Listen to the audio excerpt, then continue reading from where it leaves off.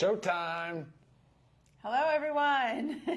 Welcome to our Monday Zoom. Thank you so much for joining us today. Great start to the week. Yeah. Right? So today, we've got a good one for you. Good topic to discuss. So basically, are you guys confused with how to eat properly for optimal health? It's very, very confusing because anytime you read something, you go online, you listen to something, it's eat this, not that. Then the next day it's the opposite. No, don't eat that, eat this. Or do this, don't do that. And then it vice versa. Even when I was just randomly plugging some things into the Google search, it's overwhelming. And it was very comical for me for how much different information that comes up that contradicts each other. So we're going to try to simplify it for you and kind of nip some things in the bud based on our beliefs, right? I love it, yeah. I think it's a complicated topic. I certainly get confused when I think about food choices. Sure, definitely. So if you guys, if this is your first time here, thank you and welcome. You can go ahead and give us a number 1 in the comments, letting us know it's your first time. We love repeat viewers and we love people joining us for the first time, and we hope you stay and join us again. If you have not already subscribed to our channel, please do. We do these training sessions every Monday at noon, so you don't want to miss a new one. And also you can have access to all the other ones that we've done. Some great information out there. So make sure you subscribe, like, and don't forget to leave your comments today, because at the end we will address comments live. Okay, so comments, questions, whatever it is, please let us know. Okay, so today we're going to discuss what is wrong with the food pyramid? A lot, probably, yeah. I think we all know of the food pyramid. It's what we all learned in grade school. It's still out there. Sometimes you see it on food labels. We're going to kind of break that down a little bit on what's wrong with it. We're going to talk about our version of the food pyramid, or maybe just call it a triangle. Macronutrients, micronutrients, calories, and what Live Good supplements can we pull into this that can help us out? Sure. Right? So again, eating for optimal health. And optimal health does also mean weight loss. So if you're thinking, well, wait a minute, I need to eat for weight loss. That's part of optimal health. We want to all eat to be healthy. Weight loss is part of that, okay? Okay, so let's go into just what's wrong with the food pyramid. When did the food pyramid start? Well, originally, the date. No, I know, but back in even the Nixon administration is back when the early food guidance documents started to come out. And I think that was the 70s, early 70s. Right. Yeah. Yeah, so obviously a lot has changed since then. And really when the food pyramid was published, it's when Americans had a dramatically different view on food, right? We were told eat fat-free, avoid the full fat. Eat the egg whites only, avoid those egg yolks. Saturated fat is horrible for you, it's going to kill you. Just so many things that we thought were right, but they're not, and a lot has changed. And it also had a huge emphasis on carbohydrates, not really even caring where they came from, but also a big emphasis was on wheat. And we all know that there's a lot of negative sides to wheat, not to mention the fact that most of us have some type of intolerance from wheat or gluten, but also how wheat is so heavily treated and sprayed with glyphosate chemicals. So it's just a very different take on nutrition. And after the food pyramid came out, I think it was called My Plate. And that's the newer version. If you see a picture of it, it kind of breaks it down into 4 sections of your plate, what a plate would look like, and a little circle for your dairy where a glass of milk would be. But it's still, it doesn't distinguish between what should be going into that. So, okay, you have your little fats here, but what kind of fats? So you have your protein here, but what kind? So it really does all matter. So I like to just poo-poo on all that. I don't believe in it. I want to talk about what we feel is the most important part of a food pyramid, and it's really, again, we're calling it is a triangle. So our version of the food pyramid, just picture that triangle, picture the pyramid, but each corner has some different entities. So we're just talking about our 3 points. So we have our macronutrients, our micronutrients, and our calories. And we're gonna dive into all 3 of those, but together that should make up how you're eating for optimal health, right? Sure. Sounds simple. Of course it's not. There's more that goes into each one of those parts, but again, that's what we're going to break it down into. But I just want you to simplify it all, because again, with all the information out there, it's very confusing, and not just confusing, it's overwhelming. And sometimes when we get overwhelmed, especially if it's not something we're well educated on, we back off. We say, I can't do this. I know this is something I'm trying to learn that has nothing to do with like where, my expertise. I kind of do the same thing. So let's start into macronutrients. Yeah. Okay, macronutrients are your proteins, carbohydrates, and fats. That's it. Proteins, carbohydrates, and fats. And together, those should make up what we're eating every single day. And it's important to have them in a certain proportion for optimal health and weight loss. So a macronutrient is a ratio, can help with weight loss, can help with fat loss, focusing on percentage of carbohydrates, proteins, fats, rather than just the total number of calories. But calories matter. Okay, so we're not, again, that's part of our triangle. Calories matter. All right, so let's talk about ranges, percentages. It is a range, okay? It's not black and white. Everybody's very different. The way we absorb things, process things, handle things. Some people are better at metabolizing fats than others, and same for carbohydrates and other carbohydrates. But it's hard to really know what is going on with your body without proper expensive testing. So you kind of have to play around a little bit, do a little bit of trial and error. I have played around with my macros for a very long time. I do a lot more than you. I know, Ryan just kind of eats what he gets lucky. He eats what I make him. Yeah. But really, you want carbohydrates to be about 40 to 50% of your daily calories, protein 25 to 35, fat 20 to 30. So these are ranges, right? Some of them big ranges. Me personally, I am finding that I like the 35 carbohydrates, 35 protein, and 30 fats. 35 protein might seem high for some, but I like my protein on the higher side, right? I like to focus on building muscle. It's very important to me. I know how important it should be important to you too, but it's very important for optimal health. So what works for me is not going to be what works for you, what works for Ryan, what works for Joe, Susie, whatever it is. You have to find what works for you. So just knowing that there's some flexibility in there, and there's a great way to kind of figure this out, because you're probably sitting here thinking like, how am I going to know how 30% protein? MyFitnessPal, I've got no affiliation with them. There's lots of other apps out there. I do know that. I've just stuck with MyFitnessPal. I've tried others. I just think MyFitnessPal is so user-friendly. And you can also, there's a free version, and you could also pay for the yearly to have a little bit more features on there. I think it's worth it to pay the yearly. I don't remember what it is, maybe like $40. But I mean, that's for the year. So you can plug in all your food that you're eating for the day, and you get to see the percentages of where you are. And of course, at first, you're not going to hit your mark. You're going to be all over the place. But you also need to understand what you've been doing, how you've been eating, to be able to make any changes. So do I log every day now? No. But do I do check-in points? 100%. A lot of times now my check-in points, I'm pretty much where I want to be, because I've been doing it so long. I understand throughout my day how my portions should be. And again, it's never exactly on the mark, but you want to be in that area. So love MyFitnessPal for that. What are anything to add to that one? Not really, actually, other than the fact you're talking about percentages of macros. I think for a lot of people, they've never done it before. And so MyFitnessPal would be a great, helpful tool for that, right? Because someone like me, I'm never writing down the calories, my protein. I do not do that. Right. And over time, I think you can figure out what your body needs, what your body responds to. So in the beginning, maybe great just for education and learning, and then you can sort of not have to work so hard at tracking. Right. And obviously to break down proteins, carbohydrates, and fats, healthy proteins, it's your lean meats, your fish, your chicken, poultry, red meat. Again, buying all this high quality, I can't preach that enough. But you could also say, oh, I don't eat meat. Well, you can also add in, there's dairy products that give you the protein, beans. I mean, again, it's balancing it out. So over the course of your day, you're trying to get those proteins in. But those are the main ones you want to focus on. Carbohydrates, I always say, focus on getting your carbohydrates from fruits and starchy vegetables.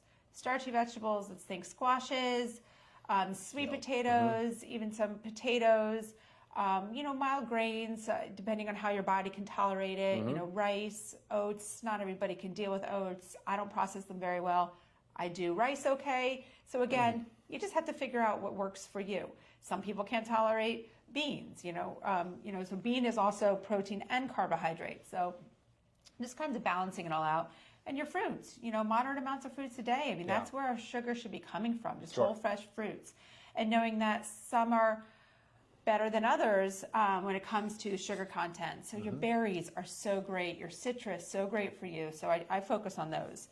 And then fats. I mean, you have your oils. Remember, we want to avoid the high processed seed oils, inflammatory oils. So you want to think about olive oil, coconut oil, avocado oil. That also goes with eating avocados, eating olives, nuts, seeds, nut butters, seed butters. I mean, these are all coconut flakes. I mean, all great things.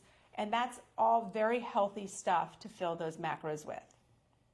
All right, so jumping off into, let's go now to micronutrients. So we talked about macronutrients, and again, this is our triangle. We're just touching each corner. Then we have micronutrients. Micronutrients are nutrients that are required by our body for its proper growth and development. They play a major role in metabolic activities of the body. These include our vitamins and minerals. Okay, macronutrients that are like smaller, you need them in smaller amounts, but you still need to hit your goals every day for your body to function properly. Every little part of your body is relying on the right balance of macronutrients to take its function to the next level. You are talking about macro right now, but you mean micro. I meant micro. Did I say you said macro? that 2 times in a row. Sorry, just because we did a whole big lengthy thing on macros. No, I'm talking about micros. So your vitamins and your minerals, 100%. I could tell there was something going on because I could feel the side eye. All right, so again, our enzymes, hormones, and other substances need our vitamins and minerals for proper growth and development. It is so important.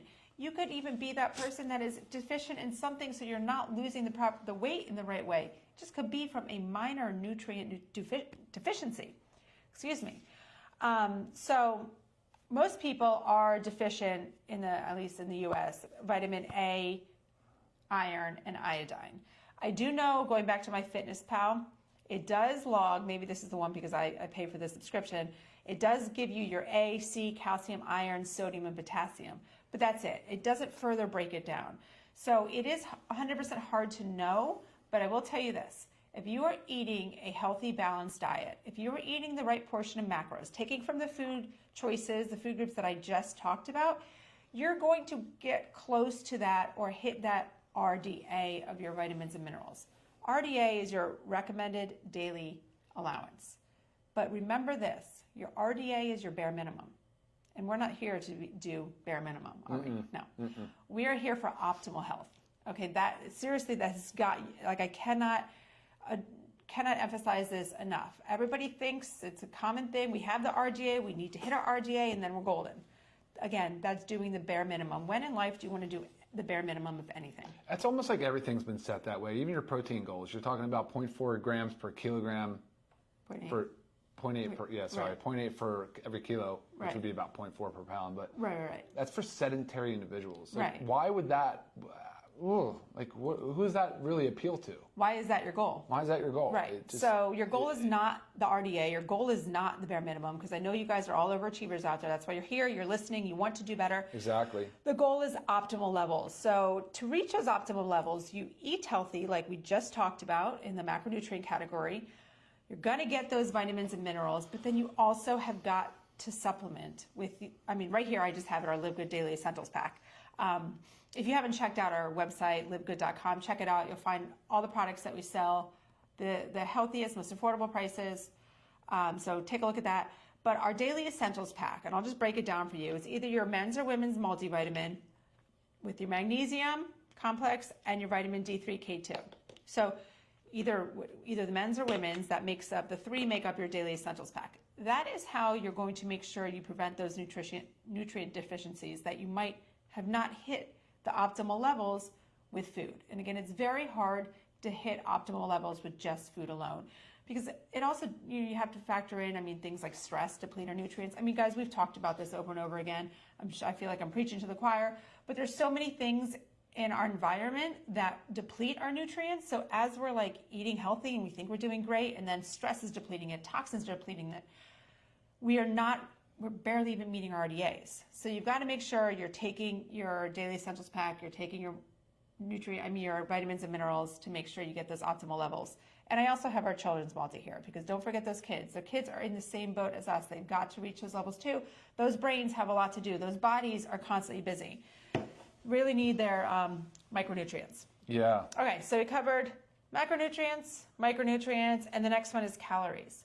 Okay. Before we go to calories, though, so on the micronutrient side, it's essential. Like a lot of these micronutrients, these vitamins and minerals are essential. Your body does not make them. Which means you have to get them. You have to get them. You have to take them from your diet, which we would love the world that we get everything out of our whole foods. Now, we wouldn't have the business model we have now, but I mean, even with Lisa and I, the way we eat, the way we train, the way we work out, all the things that we do, when we do micronutrient panels, metabolic testing, we're still very glaringly, it's obvious, it's so clear. We still need to supplement. And so, again, though, when you're in that range that we've talked about in the past about blood work and testing, you're not always at an optimal level. So even when you're eating these nutritious foods, you're possibly not at the range that you want to be. Right. So think about that as well. And then when it comes to the vitamins, you're talking about 13 essential, whatever it is. A, you have all your B's, so 1, 2, 3, 5, 6, 7, 9, and 12. You have C, vitamin C is essential, D, E, and vitamin K. So there's fat soluble and there's water soluble. I mean, these are just on the vitamin side. Those are all really, really important. That doesn't even talk about the macro minerals that we're talking about. So like she talked about phosphorus, magnesium. These are also really, really critical. Iron, of course, is another one for certain populations that need more iron. But when the body doesn't get it, it could go as far as a deficiency and then really become a disease process. Mm-hmm. But before it gets there, usually it's saying, well, crap, I need to get it. I need to get it from somewhere else in this blood, in this body, because I need it for this more important process. So it'll free it up. It'll break down bone. It'll break down muscle. It'll break down connective tissue. It'll virtually break down anything it needs to free up some of these vitamins, these minerals, amino acids, things like that. Right. So just think about when you're not eating with like intention and you're not eating things that serve you, you end up really doing more harm than good. And then lastly, before we go to calories, mm-hmm. Lisa said something about even healthy habits can drain your body of these essentials, because remember, you need to replenish these essentials. So healthy habits, you're exercising, that's pretty healthy, great, but you're depleting the body. You're drinking caffeine. We're fans of caffeine. I like coffee. I'll drink it first thing in the morning. Sure, depleting the body. You're drinking a little bit of alcohol, depleting the body. If you have stress or like severe anxiety, you can definitely be depleting the body. If you're on a medication, right, like the acid reflux meds, if you're on a statin drug for cholesterol, you're on antihypertensive drugs like diuretics or the water pills. There's so many classes of medications, and it's been a while since we talked about this, but it's a whole category called drug-induced nutrient depletion, DIND. Email me if you want a list of your meds, and I'll gladly tell you what you're being depleted of. It's published. This is published data. It's out there, guys. And so on prescription drugs, you should be immediately triggered to say, crap, I might be depleting my body of an important essential vitamin or mineral. So think about all those things, put all those together, and now you can start to really see why we're such strong advocates for supplementing. And, even if it's, like, of course, we love the Live Good Essentials, and there's intention behind all of this, but if it's something we don't have and that we recommend, like right now, we do not have a bone support. We don't have something that, there's other things to push that puts nicely together for bone. Of course, magnesium and D, and just as an example. But no, we would be able to advise you on, your form of calcium. Is it a good form of calcium? Is that what you should be taking for your age, for your medication history, and so on and so forth. So, long-winded answer. Yeah, but now you bring up a couple other things. We also have a podcast. Do we have a podcast? No, not yet. A training that we did called Drug-Induced Micronutrient Depletion. So it will be... Drug-induced what? Micronutrient depletion. Okay. Yeah, it is on our YouTube channel. So make sure you find that and check it out, because that was a big alarming one, I know, for some people. And what Ryan also did made a comment at the beginning of his speech. Was that a speech? No, was the testing, micronutrient testing. So you also might be wondering, wow, how do I know what's going on?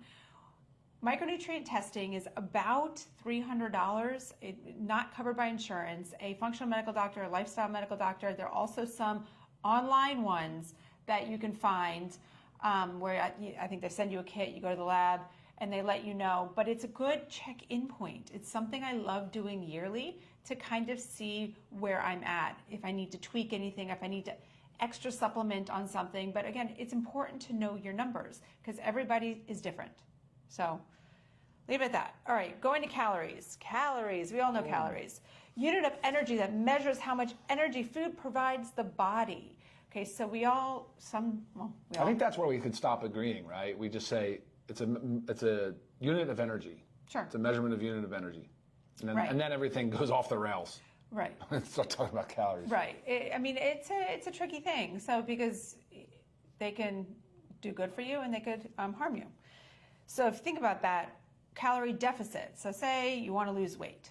You obviously need to be in a calorie deficit, whether that comes from eating less calories every single day or burning a little more calories through your daily movement or a combination of both. So say, a typical calorie deficit for a day for weight loss is like 300 to 500 calories. Nothing super extreme because this is a patient process. We're not supposed to lose weight overnight. Okay, 1 to 2 pounds a week when you're on a weight loss program is healthy, right? Anything beyond that can be a little bit too much and be unhealthy for the body. So be patient with the process. So again, 300 to 500 calories this is average, per day that you would cut in some way, shape, or form. So say you wanted to do combination. I'm going to eat 150 calories less per day, and I'm going to move my body a little more so I burn an extra 150 calories per day, leaving you in a 300 calorie deficit. Okay, so again, right now I'm talking about weight loss. If your goal is weight gain, you want to be in a little bit more of a debt. You got to pay attention to what you're eating. You got to eat a little bit more each day. Wait, you want to be aware if your goal is weight gain? To eat more calories, not a deficit. Sorry. We've been having wordsmithing Yes. all morning. It's kind of like one of those days. It's actually been the whole past week, and I think it's because the whole kids back in school, new routines. I feel like my brain has you flip-flopping been words cut a in lot. half a little bit. So you want to be eating more calories than you're burning, but again, you're not going to sit here and jump the gun and going to eat an extra 1,000 calories a day. Again, it's a little bit each day, right? Okay. Talked about the calorie deficit. What else do you might be thinking too, how do I know how many calories I should be eating in a day? Say I want to gain weight or lose weight or stay where we're at. Yes. It is definitely hard to know. There's calculators out there. MyFitnessPal also does one where you plug in your information, your age, your weight, your height, your activity level, and it kind of gives you a roundabout. And then it will ask you if you want to lose weight, gain weight, or stay the same, okay? That's a kind of rough one, right? It's general, but that's the best that can be done unless you go and do metabolic testing, which again, testing is great. It's wonderful to know your numbers. It's basically going to tell you your resting metabolic rate, which is how many calories you burn at rest.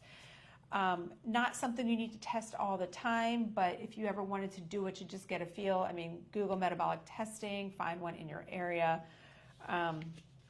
Yeah, that's really the best way to know. In a calorie, all calories are not equal. So No, that's what I was trying to say. yeah, there's like blank calories, right? They're calories that add no nutritional value. Sure. We want to avoid those. Okay, those, I didn't talk about anything that was like that in our macronutrients, or proteins, carbohydrates, and fats. I basically filled those categories with the healthy things that you need to be eating. That's where your calories need to come from. Because our bodies don't process calories the same. Even in the sense that we don't process proteins, carbohydrates, and fats the same, right? A lot of times protein takes a little bit longer to metabolize. That's why it keeps us full longer. Same thing with fats. So again, each calorie.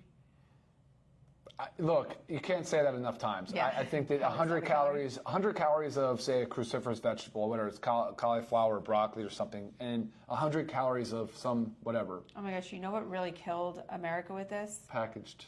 Those 100-calorie packaged, like Oreo cookies, 100-calorie packaged Chips Ahoy. Right, so... And we're all thinking, woohoo, we're eating just 100 calories. But if you look at it, though, So like bad. the phytonutrients, the nutrient density doesn't even come close. It's like not even in the same, you can't even compare it, right? So Yeah. when people are talking about Which, by the way, healthy lean meats are loaded with phytonutrients. I think that gets lost on people. They don't realize that those animals are eating plants, and and some studies have shown that there's higher phytonutrient concentration in some meats than there are actually eating some plant, right? 100%, So even especially like it's very fascinating. People get it. Organs. Yeah, exactly.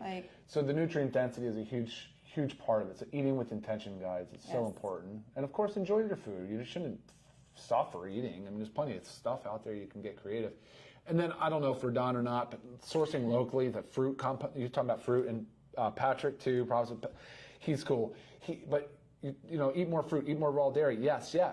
Fruit local, dairy local. Try to source local. Be a little bit more active in your local community. There's no need to source some rare fruit from 1,200, 1,500 miles away that, just whatever, or some prematurely ripened, artificially ripened tomato or something. So source local when you can, please. Yes.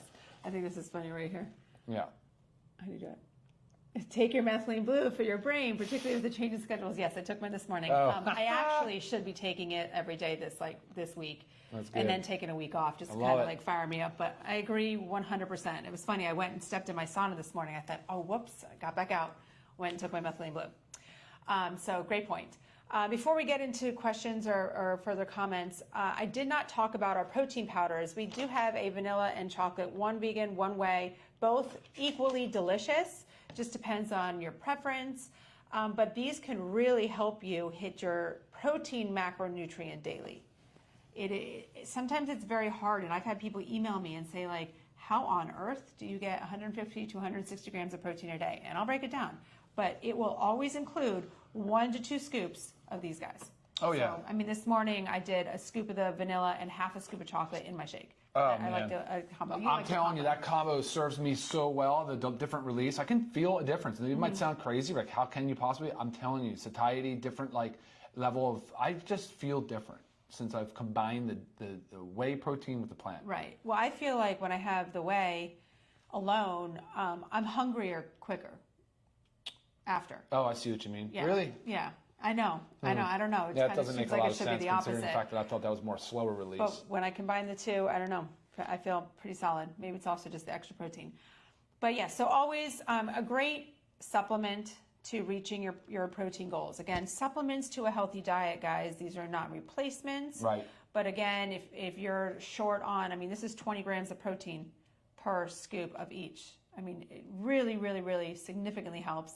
Not to mention, I throw it in everything that I can. Anytime I bake, anytime I make pancakes, muffins. We just got our Ninja Creamy. So we're making our own homemade ice cream and using the scoops in there. I mean, it's delicious. The kids love it, and you feel much better about eating it. And loving the fact that now science supports eating more protein per serving so that it's still digestible. You can still absorb it. So I've been loading some protein on the back end even of a dinner. Stop eating dinner early, a couple hours before bed, and then you can load that protein. And man, help you hit your goals. Definitely. You're not putting on a ton of calories, not putting in a ton of calories. So I think it's a win-win. I don't know. How else would you do it? I mean, otherwise you're going to really just be like loading up on poultry, right? Right. Yeah, we have 30. So the protein will be 30 servings in a bag, organic. We're switching it to an organic. Yeah, he says, so the vanilla protein powder is now in a bag, correct? Yes. Yep, starting next week. Yeah, not available yet. So we still we don't have it. We don't even have it in our hands. No. So yes, the vanilla, this is only a 15 serving. The vanilla is going in a bag similar to our chocolate, and it's going to be 30 servings. So, which is so exciting because I know my whole family uses the vanilla one a lot because that's the one we bake with a lot. We go through this so quickly, so it is nice to have the bag 30 servings. Guys, you're awesome. Thank you for all the comments. I could post them all if I could make it through them, but yeah. Any questions? No, you guys didn't ask a lot of questions. Everybody's just comments. Yeah. Appreciate everybody chiming in, though. It's so incredibly helpful. Yes, very nice. And if you did have a question that was not necessarily pertaining to the exact topic, I'm always available via email, lisa@livegood.com. Please send me your questions, comments, whatever it is, product, health related. Love to help you out.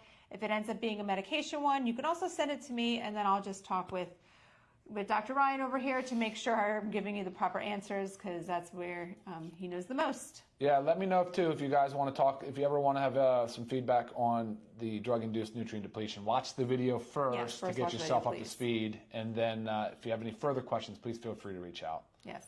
All right. Awesome. And like always, again, check us out, livegood.com. Make sure you subscribe to our YouTube channel. Also, if you're not following us on, well, this is also Instagram and Facebook, make sure you follow us there. Lots of great information. And emails, Ryan@livegood.com, Lisa@livegood.com. We'll do our best to get back to you. And like she said, please follow, please subscribe. It matters. It makes a big difference for all of us. So. And it also helps us get viewed by more people, and that's our goal, right? We want to educate.